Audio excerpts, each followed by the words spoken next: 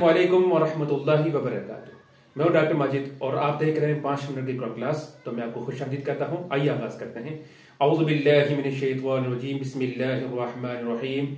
क़ाल उदउ लना रब्बका युबय्यिन लना मा लौनुहा क़ाल इन्नहु यक़ूलु इन्नहा बक़रतुन सफ़रा फ़ाक़िअ लौनुहा तसुर्रु नाज़िरीन। सदक़ल्लाहुल अज़ीम। क़ालू, उन्होंने कहा, उदउ, दुआ कीजिए, रब्बका, अपने रब से, युबय्यिन, कि वो बयान करे, लना, हमारे लिए, मा लौनुहा, उसका रंग कैसा हो। क़ाला, फरमाया, इन्नहु, बेशक वो, यक़ूलु, फरमाता है, इन्नहा, बेशक वो, बकरा, गाय, सफ़रा, ज़र्द रंग की हो, फ़ाक़िउन, उसका रंग गहरा हो, तसुर्रु नाज़िरीन, देखने वालों को भली लगे।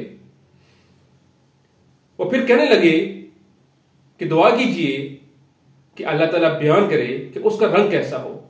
फरमाया, वो कहता है कि वो गाय जर्द रंग की हो, चमकीला रंग हो और देखने वालों की भला लगने वाली हो। माज़र नाज़रीन, इस आयत मुबारका में बनी इसराइल के दूसरे सवाल का जिक्र है। चूंकि वो गाय ज़बह नहीं करना चाहते थे, उनके अंदर गाय की तकदीस मौजूद थी, तो उन्होंने मुख्तलिफ सवाल करना शुरू कर दिए।